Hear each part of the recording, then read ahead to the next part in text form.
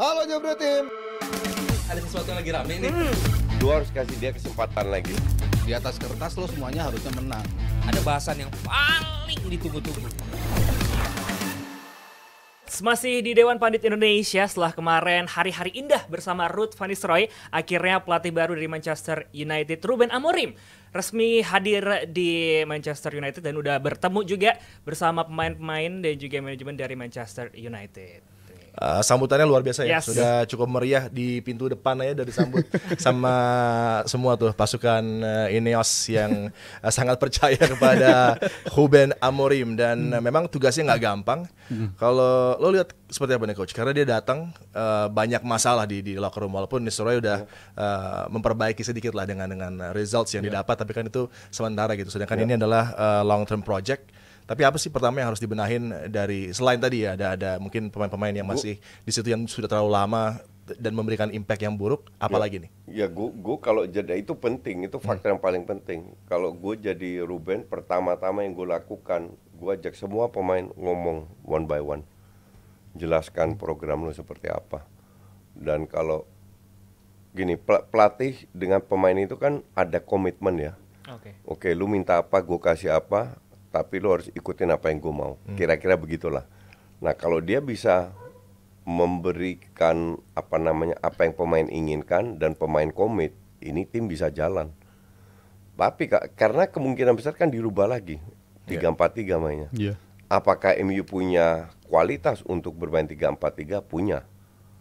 Oke. Masalahnya kan sekarang ya kembali lagi, bisa nggak Ruben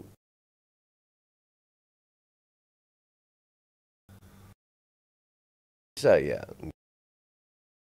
oke aja. Lu pemain yang diinginkan sama si Ruben. Walaupun di situ ada pemain Portugal, belum tentu sesama Portugal cocok. Iya, bahkan ini Sporting juga kan, Bruno gitu kan. Dan kalau lo lihat dia nggak milih Nistelrooy untuk ikut ke dalam staff dari Ruben Amorim, tapi masih ada Fletcher yang merupakan sebelumnya juga sporting director dari Manchester United. Fletcher stay. Jadi apakah ini pilihan yang cerdik dari Amorim karena dia harus punya penghubung ya antara front office dengan juga tim juniornya kan. Fletcher sangat handal tuh di hubungan untuk mempromosikan pemain mudanya. Jadi ini tepat atau justru dia salah dengan nggak mengambil Nistelrooy yang mungkin secara on a daily basis lebih berkoneksi dengan tim senior United? Iya dan tidak. Jadi nggak ada parameter. Gue kasih contoh ya. Pada saat Sir Alex keluar, satu gerbong digeser. Termasuk Meulenstein. Padahal Meulenstein ini yang daily, yang kenal karakter pemainnya. Akhirnya Moyes gagal. Kita bicara Moyes itu kan udah tahu paham karakter Inggris, nggak berhasil. Ole yang benar-benar United bahasa Inggris lancar, tahu budaya sama, nggak berhasil. Jadi memang ada beberapa pemain ini toksik. Yang jadi masalah, si pemain toksik ini nggak mau digeser sampai Mourinho nyindir kan. Zaman gua aja masih ada pemain yang mau gua geser yang nggak masih ada sekarang ya. Luke Shaw. Tapi kan berani nggak kalau seandainya pelatih komplain, berani nggak manajemen ini menggeser yang tidak dilakukan di bawah Ten Hag? Harusnya kayak Todd Boehly kan, geser semua. Datengin pemain-pemain yang dia inginkan, nggak terjadi juga. Jadi pemain toksik ini mungkin punya peran besar. Nah, apakah Ruben Amorim ini sadar dengan kasus ini? Tapi gue setuju, harusnya dia pertahankan Van Nistelrooy. Karena dia bisa jadi pelatih striker lah. Cuman kalau dia nggak pertahankan, bukan karena dia tidak respect terhadap Van Nistelrooy, pasti punya alasan lain, ya kan? Mungkin kalau 5 pelatih atau 6 pelatih semua bahasa Portugis, Van Nistelrooy doang nggak bisa kan, agak awkward ya, nggak enak lah. Itu juga bisa jadi alasan. Ya, gue nggak tahu apa yang terjadi di belakang layar. Cuman yang jelas jobnya Amorim ini nggak gampang. Bisa juga kalau dia cadangin, contoh dia cadangin Rashford, terus clash lagi, ya kan? Rashfordnya ngambek, itu kan baperan semua pemain MU itu. Rashfordnya ngambek, keluar-keluar di sosmed udah mulai goyang. Nah di dalam mungkin ada teman-temannya kayak Maino muda-muda yang look up ke Rashford, yang juga malas-malasan mainnya. Ya, anything can happen. Tapi kalau dia bisa merangkul ruang ganti, menaklukkan para ego atau para pemain toksik ini, ya MU punya masa depan yang cerah. Ya, dan kalau gue bilang sih musim mereka sangat-sangat belum selesai ya. Bahkan gue bilang top 4 masih bisa terbuka gitu kan, dari jarak juga masih belum yang jauh-jauh banget. Dan kalau ngomongin soal Van Nistelrooy yang akhirnya ditendang dari United, gue rasa malah keputusan yang tepat sih. Karena gue rasa untuk lu bisa jadi tim elit gitu, dengan kepemilikan yang baru sekarang, itu lu gak boleh ada ruang untuk sentimen. Gara-gara ini pelatih yang mungkin tagnya legend, itu kan biasanya dulu kan Solskjaer juga dapat treatment yang sama gitu. Bisa iya, bisa enggak ya. Iya, itu kan sentimen itu harus disingkirin. Karena gue ngeliat contoh Arsenal tuh udah mulai kayak gitu tuh coach. Udah mulai gak bisa misahin Arteta sebagai pelatih atau Arteta sebagai legend. Jadinya mulai agak-agak bias gitu. Arteta bukan legend ya. Bahwa dia pernah main di Arsenal, dia pernah main di Everton finishing juga. the Dia career. definitely bukan legend. Selesai karir di situ, FA Cup dapat, jadi dianggap legend Ya dikit elah, lah. FA Cup doang lah anggap legend. Itu yang mulai nggak boleh diadain gitu, soal sentimental itu. Dan gue rasa MU udah ngelakuin langkah yang tepat. Karena inget pasti Solskjaer dulu juga dapat sentimen yang bagus banget kan. Ngerasa kita nggak pernah nyetak 5 gol sama Mourinho, tapi sejak ada dia kita nyetak 5 gol sama Ole. Dan Lawan itu Cardiff kejadian juga.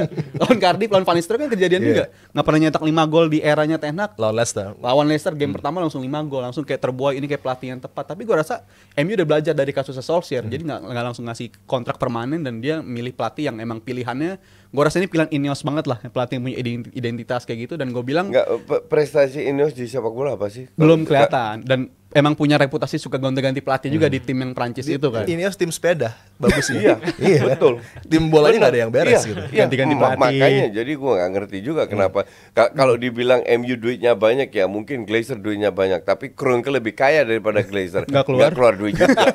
Jadi lu duit banyak belum tentu lu mau keluar duit. Dan dua hal yang berbeda. Faktor bursa transfer gue rasa di MU ini yang lebih penting buat di Januari atau di summer transfer window nanti. Bukan soal MU ngedatengin siapa sih menurut gue, tapi soal ngebuang siapa dulu. Karena itu yang jauh lebih penting, ngebuang-buang pemain dulu. Karena gue bilang terlalu banyak pemain ini yang gue yakin startnya mungkin bisa langsung bagus, tapi dalam 2 bulan 3 bulan habit itu bakal terulang menurut gue. Ineos itu nggak mau melakukan, mereka nggak mau rugi. I mean pemain kayak Maguire kan hampir deal. Batal karena gaji atau apa. Terus Rashford kan harusnya dijual berapalah, 20, 15 whatever lah yang. Nah mereka kan play hard to get. Play hard to get sama pemain-pemain kita susah. Sancho itu loan kan. Nah dia balik lagi masalah lagi sama ini pemain. Ntar nggak cocok lagi atau apa, ngambek lagi. Nah, ini harus dibuang at all cost. Mau harga berapa harus dibersihin total. Nah Ineos nggak berani, belum berani. Apakah mereka melakukan itu? Harusnya mereka melakukan itu karena lu belajar dari 6 pelatih sebelumnya. Iya, dan 6 pelatih nggak ada yang tembus 3 tahun kan, 3 tahun, dan gue rasa sih apa yang dan nggak dilakukan perform juga. Ada musim performnya biasanya, ada musim 1 kalau lu atau 2 bilang Piala Ciki, Piala FA perform ya kocak biasanya gitu loh. 1 atau 2 musim doang, tapi habis itu lu habit lagi. Lu harus 5 besar lah. Harus di liga ya. Form di liga ya. Perform itu liga atau Champions League. Jadi kalau bilang FA Piala Ciki di bawah Van Gaal, Ten Hag, berdua nggak perform, buktinya lu dapat 2 piala dipecah juga. Kenapa? Karena nggak begitu penting. Beda kalau lu juara EPL, beda kalau lu juara Champions League, itu baru perform untuk klub besar. Dan kalau MU sendiri kan ya performa di liga ini kayak diumpetin gitu sama performa mereka dapat juara di FA sama Carabao, jadi kesannya Allah ada progres. Padahal kalau dari segi Ten Hag kan dari musim lalu juga progresnya udah menurun gitu, udah nggak kayak di musim pertama dia. Dan bahkan Ten Hag mungkin dari mulai game Brentford ya 2022 itu adalah awal dari Ten Hag yang tadinya begitu meyakinkan dengan tactical approach yang segar, dia takut. Bahkan build up dari pertahanan pun udah jarang gitu. Ketika result tidak berpihak kepada Manchester United gitu. Betul. Kan. Padahal dia bermain di Ajax sedang permainan yang luar biasa. Cuman ya gitu, sueknya Ten Hag tahun lalu banyak sekali pemain cedera. Kedua, setengah pemain yang dia beli nggak perform. Nah, sueknya dia di situ. Jadi kalau dibilang semua salah Ten Hag, nggak. Bahwa Ten Hag bikin kesalahan, iya. Tapi pemain juga salah. Manajemen juga salah. Nah ini yang butuh waktu untuk ngeberesin. Dan kalau bisa Amorim belajar dari Ten Hag. Menurut gue bukan soal seberapa cepat si Amorim ini bisa langsung 3-4-3-nya sukses gimana macam, tapi gimana caranya kayak Ten Hag itu ketika identitas yang lu bawa dari Ajax nggak bisa berjalan lancar, apa plan B lu? Apa plan C lu? Itu kan nggak ditunjukin sama Harus Ten Hag. adapt ya. Dia Harus nggak adapt punya sama hal Premier kayak League gitu. juga ya. Justru dia nggak pernah main dengan gaya Ajax di MU. Karena dia lihat pemainnya nggak berkualitas. Nggak bisa. Nggak pernah bisa Pemain ngelakuin kayak itu kan. Jadi Iya. plan B plan C kan tetap penting plan juga dia gitu. Bermain direct. Crossing passing aja pun amburadul. Dan anehnya Nggak bisa juga. Dan anehnya tiap game tetap dilakuin gitu sama Iya. Ten Hag, artinya nggak Itu diubah salahnya sama sekali Ten Hag. kan. Dan Dia gua rasa terlalu stick dengan dua makanya sistem. Amorim harus belajar dari situ karena rekam jejak Amorim di Lisbon pun bukan pelatih yang suka gonta-ganti pelatih juga. Bukan gonta-ganti pelatih, gonta-ganti taktik. Tiap pertandingan mau menang mau kalah walaupun Hampir banyak sama menangnya approach-nya. tetap 3-4-3. Itu Iya. menurut gua bakal jadi Ten Hag pelajaran juga banget. begitu. Mau Di menang sebelumnya. pokoknya gue terapkan ini biar pemain pelan-pelan bisa adaptasi. Tapi 2 tahun nggak berhasil. Nggak works. Nah kalau Ruben Amorim juga 3-4-3, ya nggak bisa karena di Inggris kita nggak main 3-4-3 terus pemain malas-malasan, selesai juga itu. Dan ini cukup beralasan kenapa dia akhirnya mempertahankan Fletcher ya, pelatih yang menghubungkan akademi dan pemain senior, karena udah 3 kali pelatih gonta-ganti Fletcher tetap di posisi yang sama gitu. Yeah. Dia penghubung antara tim junior dan juga tim senior, dan tiap musimnya kan MU cukup banyak ngasih promosi ke pemain-pemain junior ya. Dulu ada era awal dia ada Elanga, habis itu musim itu setelahnya ada Garnacho, habis itu ada Kobbie Mainoo. Menurut gue cukup United way banget lah bisa promosiin pemain-pemain yang muda kayak gitu, dan itu cocok sama Ruben Amorim yang di Lisbon. Promosinya kan juga banyak gitu, kayak salah satunya Inacio, walaupun dia bersinarnya baru di liganya aja ya, di Portugal nggak terlalu bersinar, tapi itu bisa ngasih gambaran lah gimana pelatih ini nggak harus bergantung sama bursa transfer, tapi dia bisa mengharapkan dari pemain-pemain akademi juga. Dan menurut gue United punya identitas dan punya reputasi ngelakuin itu, jadi cocok-cocok aja sih gue bilang si Fletcher ini dipertahankan di situ. Tapi kalau kita lihat dari pemain-pemain yang dimiliki sama Manchester United sekarang, adakah yang cocok dan nggak perlu dibuang deh sama Amorim ketika bursa transfer? Banyak. Belakang itu Martinez, Mazraoui, De Ligt nggak perlu dibuang. Di depan Mainoo, Ugarte, Højlund, Zirkzee itu kan pemain muda semua yang baru datang, nggak perlu dibuang. Yang dibuang kalau menurut gue ya Lindelof, Maguire, Dalot, Luke Shaw, terus Sancho kalau dia balik lagi, Rashford. Garnacho, ya gue bukan fan-nya Garnacho. Jadi gue nggak ngelihat Garnacho bisa lebih bagus lagi. Tapi ini ya intinya banyak pemain yang harus dibuang. Kalau untuk gue ya, Dalot itu bukan pemain yang baru tuh bertahun-tahun main di situ. Apa yang dia kasih untuk MU? Nothing. Mungkin gue perbedaan, gue agak ragu-ragu sama Maguire gitu. Gue nggak terlalu suka sama Maguire, tapi mungkin di sistem 3-4-3 ini pemain yang bisa cocok dengan sistem kayak gitu. Karena is too slow. Too slow dan untuk 3-4-3. too error prone mungkin. Terlalu banyak error individu yang bisa dilakuin. Dia udah menurun lah. Tapi Jadi emang harus dibuang. Gue sih pengen lihat dia dengan sistem 3-4-3 coach, karena di era Solskjaer Tapi awal-awal potentially kalau 3-4-3 biasanya kan dia build up 2-3-5 kan. Dan itu high risk. Ketika ada transisi kalau 2, maka space yang untuk di cover Maguire agak luas. Iya, terlalu luas. Dan ada pemain kayak Leny Yoro, gue rasa ini bakal itu jadi yang berasa bisa. pemain baru banget. Dan ada beberapa pemain kayak contoh si Zirkzee juga. Banyak Zirkzee pemain on MU his way out kayaknya. Januari mungkin gak lama-lama lagi, tapi gue bilang Zirkzee masih gue kasih kesempatan. Chance. Ya. karena masih berasa kayak pemain baru banget. Ini banyak banget pemain yang berasa baru lah bagi si Amorim, kayak contoh Ugarte, habis itu Zirkzee, Højlund pun gue rasa masih hitungannya masih baru Iya, lah, masuk musim masih kedua baru, dia. betul. Dan gue rasa banyak pemain yang juga harus bisa dieksplor lagi, kayak contoh dari Slot lah, walaupun nggak bisa banding-bandingin juga MU sama si Liverpool, tapi ya tetap lo harus bisa nge-explore dulu tim lo, walaupun ini warisannya Ten Hag, tapi Nah, ya harus kalau bisa bicara lakuin dulu. explore, apa yang bisa dieksplor dari Mason Mount misalnya? Karena 3-4-3. Dan kalau di double 10, progression dari Mount menuju ke depan, kan dia udah biasa dengan di Chelsea dia perform banget dengan Thomas Tuchel 3-4-3 gitu. Apakah ini bisa mengunlock akhirnya potensi dari Mason Mount? Peran dari Bruno sendiri ya, kemungkinan besar Højlund, Bruno sama Amad Diallo. Empatnya itu ya Dalot mungkin di kanan, Tetep ya, kiri ada. Mazraoui di kiri. Terus Mason Mount sama Casemiro. Kalau bicara Mason Mount, jadi kalau seandainya Bruno lebih ke area kiri, si Amad Diallo area kanan, nah di ini ada ruang buat Mason Mount. Tapi kalau Bruno ke tengah terus ya tabrakan. Tapi kemarin walaupun bentar gitu ya, Van Nistelrooy tapi udah memberikan kita ada perubahan di lapangan tengah karena Casemiro perform bagus dengan cover yang diberikan oleh Ugarte. Dan Ugarte ini udah punya pengalaman di sistemnya Amorim. Makanya dari itu ya I mean, kalau seandainya Casemiro cedera, kan lu harus punya plan B juga. Pelapisnya di mana, dan gue bilang Mason Mount akan dikasih kesempatan. Tapi di belakangnya feeling gue ya, kalau semua fit ya, itu Martinez, De Ligt sama Euro. 3 di belakang gue rasa milik mereka bertiga. Dan kalau untuk lini tengah sih gue ngeliat double itunya ya Casemiro sama Ugarte, karena ini sesuatu yang justru sekarang masih lagi bagus-bagusnya. Iya, dan untuk 3-4-3 kayaknya cocoknya dua pemain tuh dua pemenang bola lah, breaker aja di tengah, karena Ugarte pernah main bareng sama dan di lebih sana. safe juga kalau main dengan daripada lu main dengan Mason Mount. Iya, dan dua Tapi yang ya, dengan 3 dengan wingbacknya Masraoui gue masih percaya. Dalot gue nggak percaya. sampai akhir musim aja lah, etis sampai akhir musim buat isi Dalo itu. Tapi kan itu sesuatu yang nggak pernah diekspor sama Ten Hag kan, ngeduetin dua pemain ini, Casemiro sama si Ugarte, dan ternyata bisa cocok. Jadi gue rasa masih banyak ruang yang bisa diisi. Dan Mason Mount mungkin ya mau untuk 3-4-3-nya bukan pakai tipe winger murni gitu, karena Tuchel juga beberapa kali pakai double number 10 gitu. Dengan si Mason Mount dan Bruno mungkin bisa main secara bersamaan. Tapi gue nggak pernah nge-rate Bruno si Mount ini bisa sebagai pemain yang ngubah keadaan di MU. Jadi gue rasa sih salah satu pembelian yang bikin gue bertanya-tanya juga, ini bisa buat apa sih sisa semusim 60 juta. Gue gak gitu. yakin Bruno bisa kerja sama Mason Mount, that's the point. Secara bersamaan gitu. Jadi gue rasa kalau untuk pilih-pilihan gue justru malah lebih pilih Bruno gitu. Lu lihat dengan Mount. di musimnya Bruno luar biasa, itu kan dibawa oleh. Ya kan? Iya, sangat bagus. Kenapa bisa dibawa oleh? Semua bola itu ke Bruno.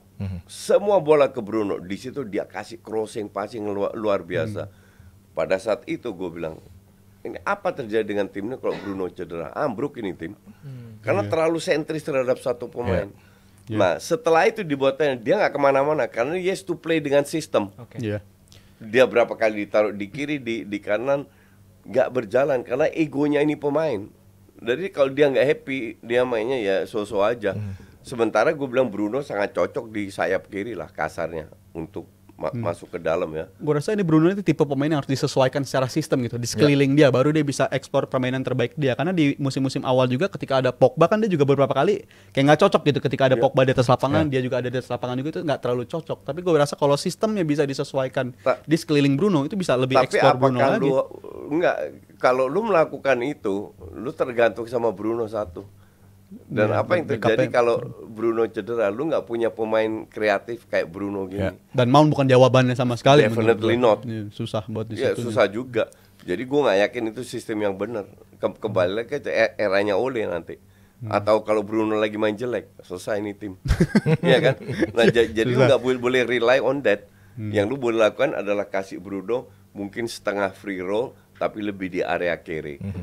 Amad Diallo setengah free roll di area kanan. Nah di belakang Simon harus bantuin sama Højlund, tetap dengan 2 DM. Ya tapi kalau pakai winger sendiri 3-4-3 di depan, gue rasa sisi kanan itu udah milik Amad Diallo lah. Gue ngeliat si Anthony itu bisa nyaingin dia, atau Rashford juga. Sporting di bawah Amorim kan wingbacknya flying, terus banyak assist double digits bahkan. Iya, punya ruang di sana. Midfielder di kanan juga proaktif banget, tapi juga penjaga gawang, karena di era Ten Hag Onana yang penjaga gawang yang dia tahu kualitasnya untuk build up. Ini 80% goes long. Tapi sekarang akan short mungkin untuk bisa build up dari bawah gitu kan. Dan ini bisa menjadi juga kesempatan Onana untuk bersinar juga. Masraoui masih bisa, sangat bisa. Berkali-kali dia tunjukkan nggak hanya di Ajax tapi di MU juga, di Munchen juga. Dalot ini yang menjadi masalah. Tapi kalau buat Onana gue rasa sih ya excited juga ngeliat Onana lah. Walaupun gue rasa dia doang yang bisa diharapin. Karena kalau untuk Bayindir ya jelas ini bukan tipe kualitas yang dibutuhin sama MU lah. Jadi gue rasa sih Onana bakal salah satu pemain yang dapat benefit paling banyak juga dengan kehadiran si Amorim, main harus bola sepak bola pendek. Tapi balik lagi ini United, dan gue rasa sih tuntutannya bakal besar banget. Ingat kata Roy Keane, 2 kekalahan beruntun aja bagi MU itu udah krisis itu kan. Jadi gue rasa ini harus secara mindset juga harus ada yang diubah.